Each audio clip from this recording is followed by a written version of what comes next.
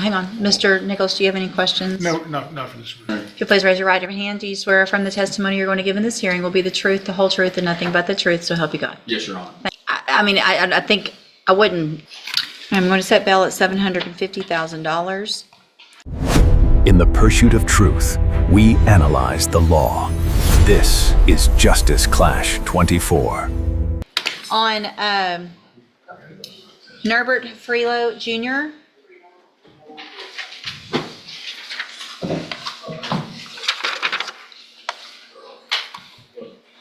And I just have two witnesses. Okay, come on. Y'all can come on up. We'll do it. Y'all can come up here. We'll do it, and you can, That's fine. Thank you, Your Honor. unless you think we need to do it more formally. I can, Let's see how it goes. no problem. Good afternoon, sir. Are you Nerbert Freo Jr.? Yes, ma'am. And Mr. Freo is charged in cause number 25 DCCR 0366 with the offense of murder, offense date of January 18th of 2025. Mr. Adams has filed an application for habeas corpus seeking bail reduction. Looks like the bond is currently set at $1 million. Do you intend to call your client? No, ma'am. All right, you may call your first witness. Yes, Miss Nicole Frelo. Ms. Frelo, if you'll come up, please. Mr. Frelo, if you'll just kind of back over just a little bit. And ma'am, you could just stand here by Mr. That's good, right there's fine. Ma'am, would you please raise your right hand? Do you swear from the testimony you're going to give in this hearing will be the truth, the whole truth, and nothing but the truth, so help you God? Thank you, ma'am. All right, will you state your full name for the record? Nicole Freo, And where do you currently reside? 1490 Alice Drive, And, I'm sorry, Beaumont, Texas. and what do you do and how are you employed? I work at the Federal Bureau of Prisons. I've been there for 21 years. I'm currently a correctional officer. I was previously a teacher. All right. The gentleman to my right, who is he? My husband. And how long have you been married? We were married for 10 years. We were married for 10 years. We divorced and recently got remarried in July. All right. And how long has he been a resident of Jefferson County? I just like that I know of. And how old is he? 52. 52 years old. So lifelong resident of Jefferson County. For purposes of the factors regarding bond, he has lifelong ties here to Jefferson County. Is that right? Yes, sir. As far as family support and lifelong ties to Jefferson County, he has several people behind me to my right. Yes. Right? And who are these individuals? I have one of my best friends. I have his sister, his mom, his dad, his brother, one of his friends that he worked for as a trucking company. And I have my brother back there that he was just here also too. All right. So for purposes of addressing the $1 million bond, did you make an attempt to reach out to some bonding companies regarding this particular bond? I did. And I show you what's been marked as Defendant's Exhibit 1 and Defendant's Exhibit 2. And these are letters from United Bail Bonding Company in Nederland, and then Allied Bail Bonds, and that would be in Beaumont. Can you identify these two? Yes. And are those letters that you actually secured from these bonding companies, right? Yes, sir. And when you secured these letters on $1 million bond, what would be their fee to make $1 million bond? $100,000. Do you or Mr. Frelo have $100,000 cash anywhere? No, sir. Do you have any property that could be sold for $100,000?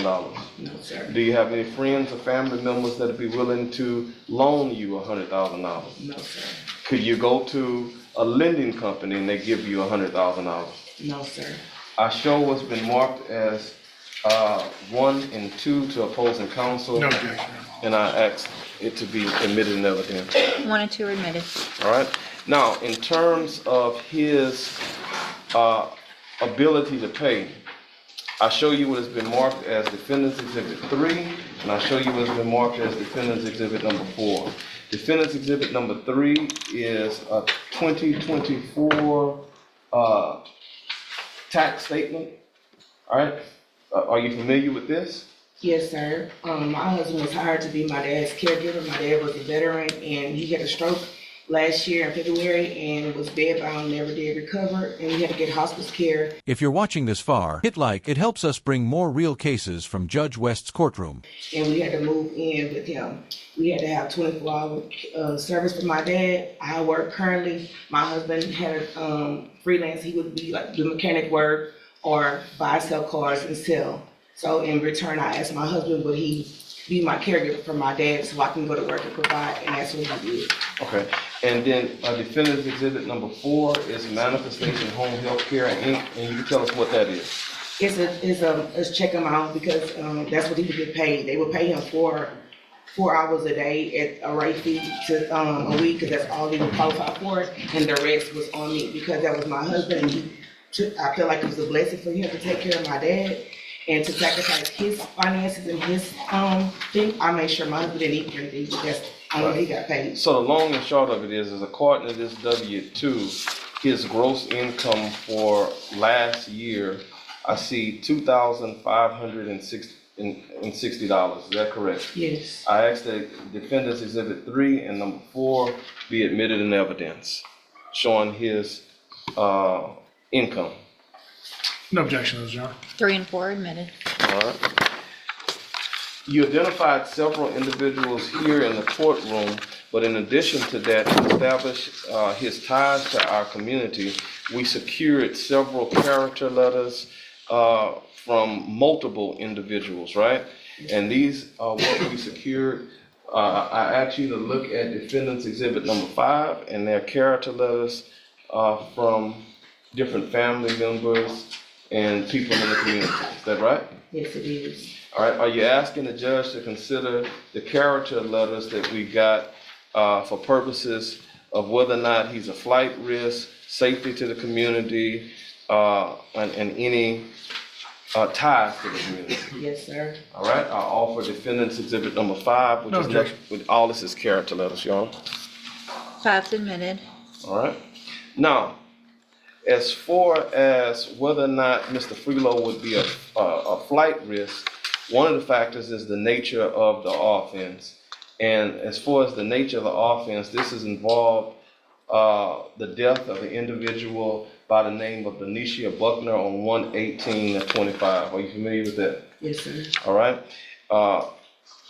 To show that he's not a flight risk, are you aware that he himself voluntarily gave a statement to the police on that day? Yes, sir. I was with you. All right. And do you know that he voluntarily gave up his phone so it could be searched? Yes, sir. I was with you. All right. And do you know that he voluntarily let them search, I believe, his truck, right? His truck and the HHR. Yes, sir. I was with him. All right. So in terms of whether or not he's a flight risk, he's not a flight risk. This is somebody who's cooperating with the police. He's not saying, I'm not cooperating, right? Yes, sir. All right. And then as far as safety to the community, to my understanding, he has no prior felony history. Is that right? Yes, sir. All right. And then as far as the future safety of the victim, well, in this case, the victim is deceased, right? Yes, sir. But in terms of him being dangerous or aggressive, do you know him to be that way? No, sir.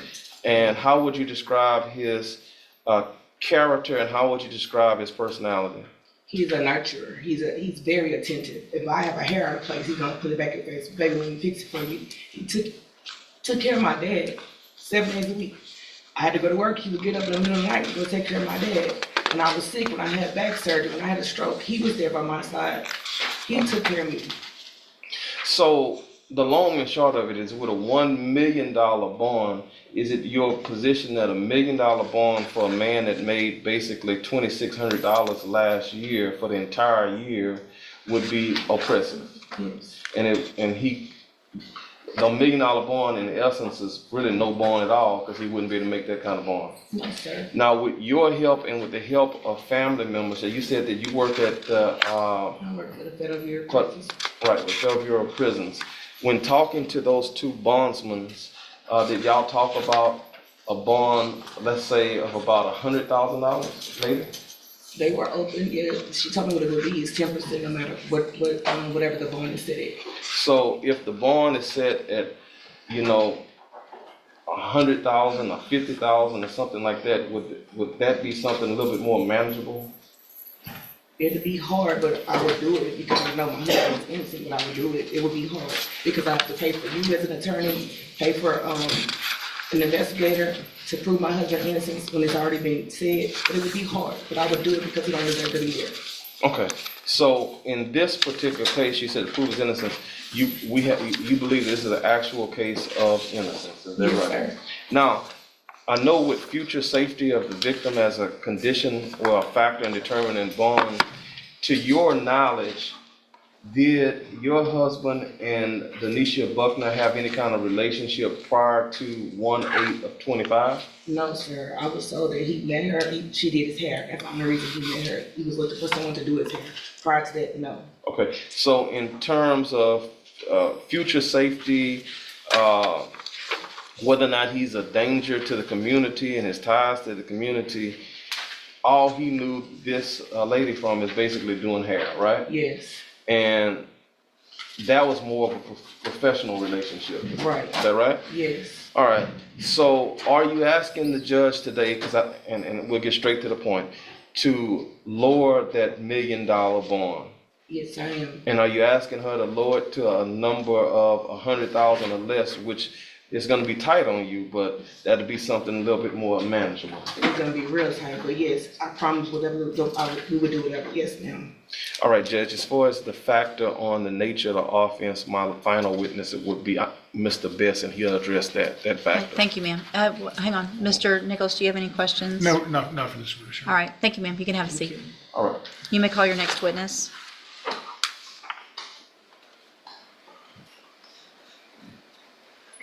Good afternoon, sir. Good afternoon. If you please raise your right hand, do you swear affirm the testimony you're going to give in this hearing will be the truth, the whole truth, and nothing but the truth, so help you God? Yes, Your Honor. Thank you, sir. All right, would you state your full name for the record? Brandon Bess, B-E-S-S. And I'm quite sure a judge already knows you, so just very briefly, just tell me about what you do and about yourself. I'm now a private investigator for the firm PPI Security out of Houston. We're a group of retired Texas Rangers and others in the firm, but the active officers in our firm, myself included, are all retired Rangers. I served 10 years as a Texas Ranger, 8 years as a criminal intelligence agent, and 10 years as a highway patrolman. Prior to that, I had almost 2 years law enforcement and an associate's degree from Kilgore College. All right, so I'm quite sure you've testified at bond hearings before, and the factors are flight risk, safety to the community, nature of the offense, future safety to the victim, ties to the community, ability to pay. As I told the judge, your main focus here is the nature of the offense, all right? Yes. So how were you contacted and brought for your assistance on this case? Tell me what happened. You contacted me regarding the case. You didn't have any information at the time. Mr. Adams didn't. The case had not been indicted, so we didn't have discovery at that point. The case after my firm was retained by Mr. Adams and Nerbert's family, Mr. Nerbert was indeed indicted, so we've received discovery, at least partial discovery, which has allowed me to do some analysis of the case. All right, and in doing your analysis of this case, tell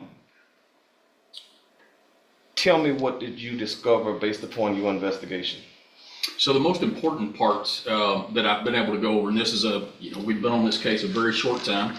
I've been able to interview Mr. Nerbert, Mr. Freo, and as well as review the videos. There are 4 videos that were given to us by the District Attorney's Office, Port Arthur PD, as well as the autopsy report, written police report, search warrant affidavits. Again, some of these have been partial, including the autopsy report at this time, but I was able to use and review all those to come up with at least my initial assessment of the case. Okay, and I'm quite sure the court already has the probable cause affidavit in this case, because normally it's attached in the file, and I'm quite sure the judge has probably read that.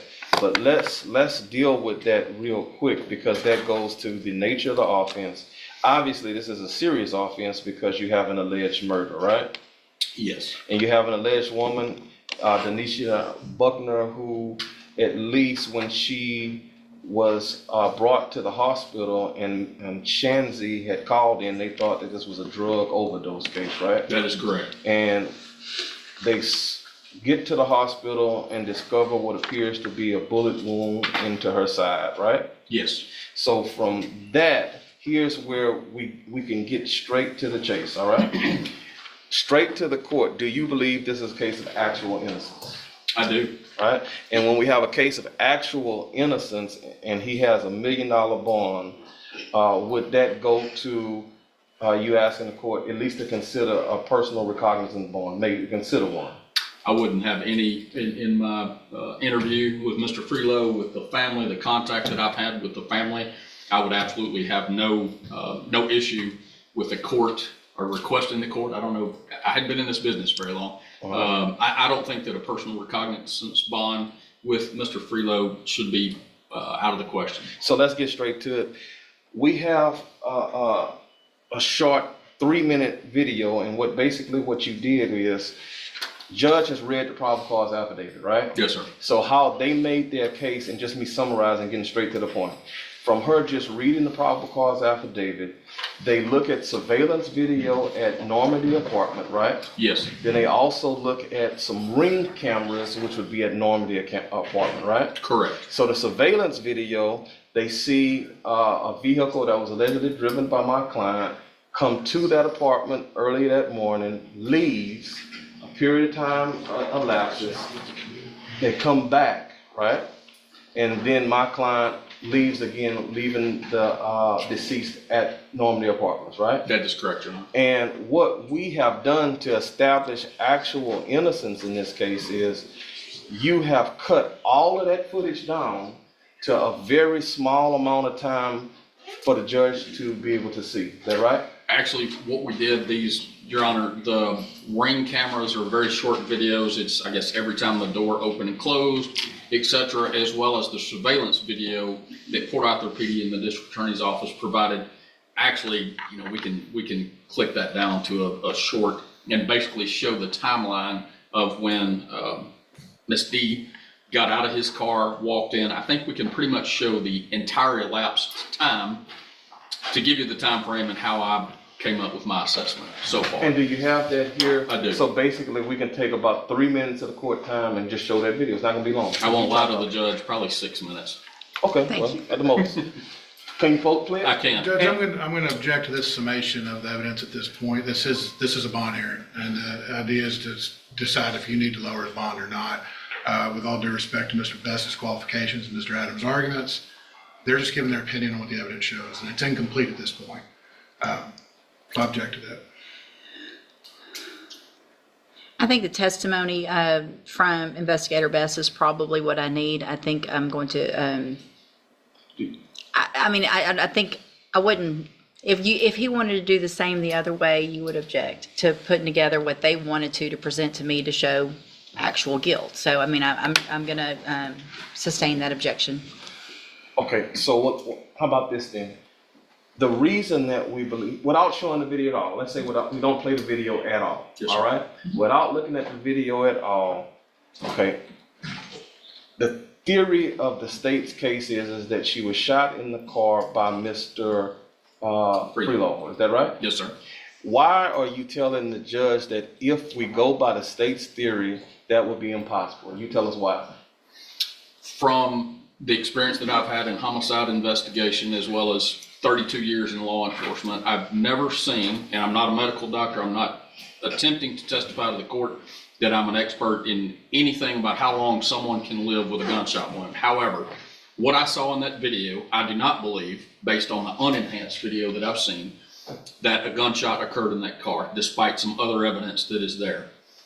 I believe that the victim in this case was extremely intoxicated. I do not believe, based on all the homicide investigations that I've conducted, that intoxication would have trumped, for lack of a better term, the extensive injuries that she had internally to be able to survive what appears to be 20 to 25 minutes before falling out. I also believe, or literally collapsing, I also believe that there is evidence that is on that video that would suggest that The shooting occurred quite some time after Mr. Freo dropped her off, after the altercation in his car, that there was another altercation that occurred with the victim in this case, that she was in a fight with someone at this apartment complex after she was dropped off, and that even in one of these videos, Ms. Shanzy and he talked about shots being fired on the camera. They thought they heard gunshots shortly before she's inside the apartment that was not searched, that was never searched. One of the crime scenes, I guess I should say, was never searched in this, which I feel is where this crime actually occurred. So, I think that's good. I get it. All right. Anything else? that's basically. Okay. what I Any want. questions? Any cross? Some of the other evidence that Port Arthur Police relied on in reaching their conclusion is the presence of gunshot residue in his car and on the deceased. Is that correct? Yes, sir. That's all I have, Your Honor. Okay. So why, in your opinion, would that be meaningless for this? Well, particular- here's the thing. It's a bail hearing. Gotcha. Most of this is going to be for a jury or for y'all to hash out. For purposes of the bail hearing, I think I've got where you're coming from, where the state's coming from, and so I can go on just that. All right. Thank you, Your sir. Honor. Any other witnesses, Mr. Just- Adams? Those are just my two witnesses. Sir, you can step back in front. Mr. Nichols, any witnesses? No, Your Honor. All right, Mr. Nichols, what is the state's position with regard to bond reduction? Your Honor, he's charged with murder, and I think 1 million is appropriate to protect the community. The notion that a $100,000 or lower bond is appropriate in a murder case, I don't believe that to be true. I don't think it protects the citizens of Jefferson County adequately, Your Honor. All right, thank you, Mr. Nichols. Mr. Adams, final argument? Just my argument is that for a man that made $2,600 last year, and he's unemployed now, and his wife is making ends meet as a correctional officer, $1 million bond is basically a no bond at all for him in his particular circumstances. And, Your Honor, what we're arguing is that as far as actual innocence, it is not probable that a lady, after being shot in a car, can walk. But here's the thing, for bond purposes, I an just- actual innocence, that's a jury question. If you want me to start thinking about that, then we're gonna have a trial with everybody here, right? I mean, I understand that that's your position.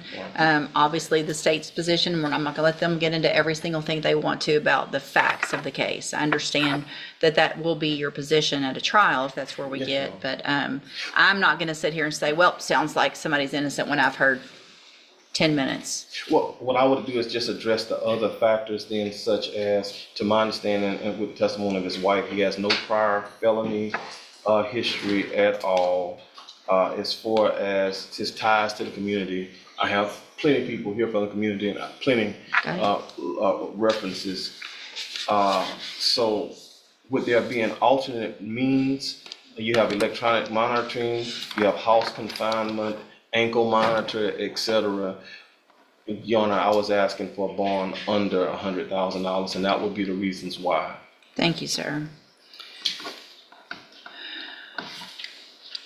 All right, based on all of the evidence, for the record, I have reviewed the probable cause affidavit out of the court's file and take judicial notice of the entire court's file. Reviewed defense exhibits 1 through 5, the testimony, the position of the state. I am going to grant some relief in the case. I'm going to set bail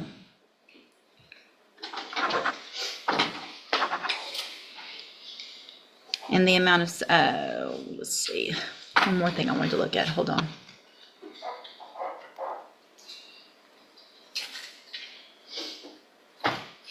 I'm going to set bail at $750,000. Condition of that bond, if met, is house confinement with a GPS monitoring device. And we will get the case set for an announcement and move it along as quickly as everyone can get ready to do that. All right, you can go back with the bailiff. Love real courtroom moments? Subscribe for more cases sent straight from Judge West's bench.